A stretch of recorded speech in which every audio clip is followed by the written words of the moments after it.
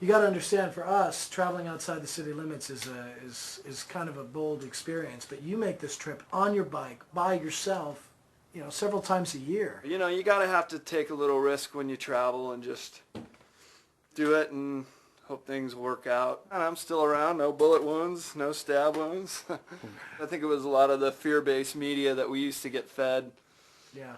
The movies and TV Crime shows rate. they stuck down our necks. But you know what? People are cool. They're generally nice everywhere you go, so.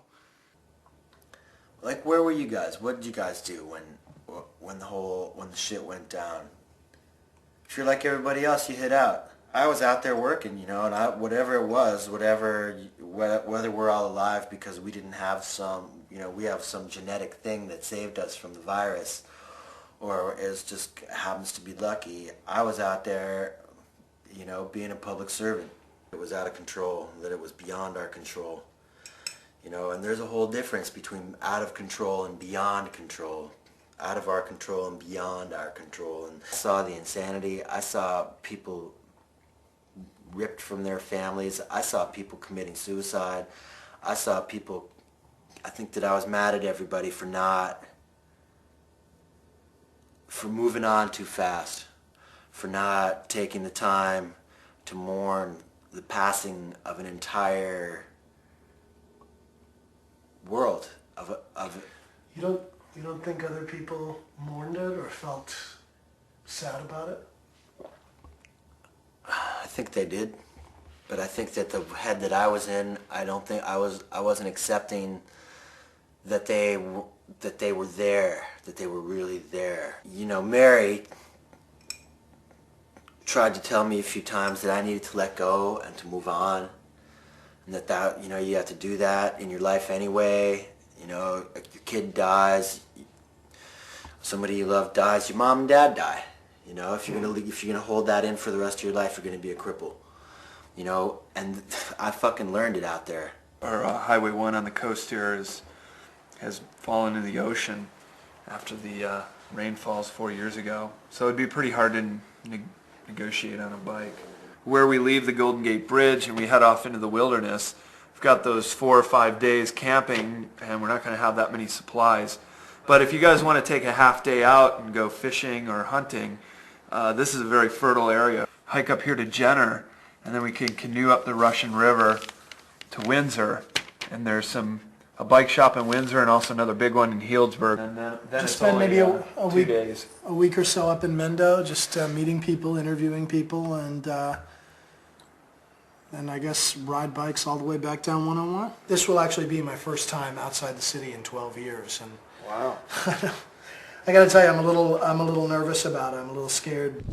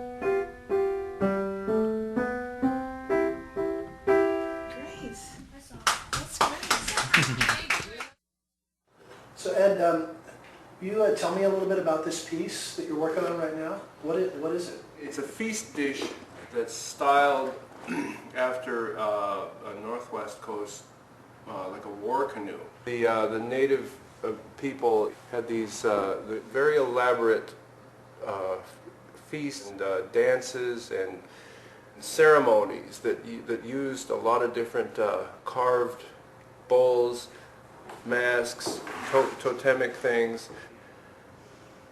I may actually be the last Northwest Coast Native person on Earth right now.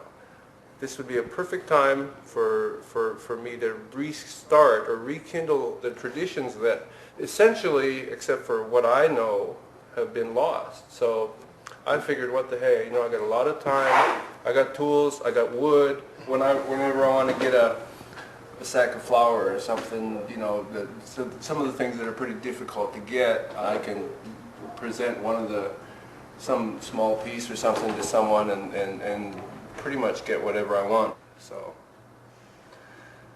besides, I love to do it. Tegna, Verrocchio, Paolo Uccello, Piero della Francesco, Leonardo da Vinci. All of you have seen, you've all seen pictures. In fact, you've seen the airplanes, haven't you? No, this is Leonardo da Vinci, and he was, hot shit, okay? And he was also, he was especially incredible as an inventor. And so he was one of the people that figured out, well, you could be able to fly. Versailles was built to house all the nobility in France because he wanted to get rid of them as threats. And so it cost so much money to rent an apartment there. You had to do it. And then he invented all of these. I wish we had these pictures probably around here when I come up with, look at that, she came up with one. He invented these clothes that everybody had to wear. It's ironic that the heroes of the world are usually the people that won. And it's also usually the people that brought the most destruction to everybody. I mean, I don't know what's heroic about that. I mean, Alexander conquered incredible amounts of countries and brought death and destruction to everybody that, he came in contact with.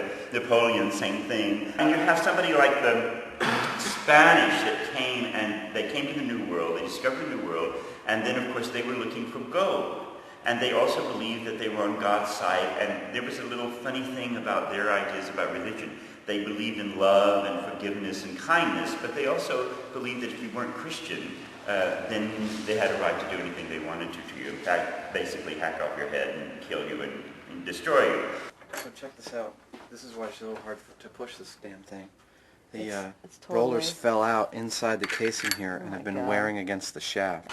We humped a whole bunch of backup power lead-acid batteries from the office towers downtown. There's thousands of those.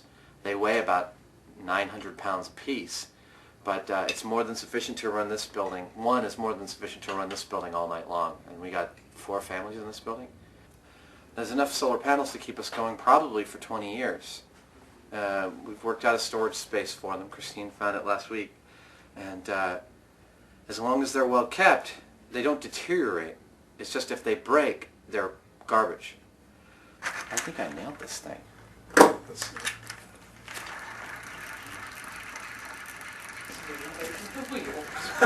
What? He's reinvented. A lot of people in those last few years of civilization hoarded a lot of things themselves.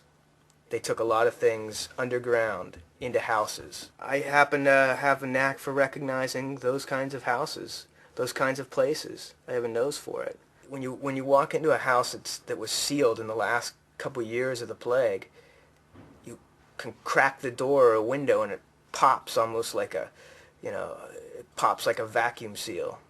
And you walk in and there's surprisingly little dust. And you know that in that house there's going to be something you're going to find. I generally know what people want is they want liquor, prescription drugs are big, cigarettes are always big if you can get them. I'll sometimes help you out there. Maybe I'm keeping the last few boxes for myself. And hey, you find it, you got it, right? Finders keepers. Finders keepers.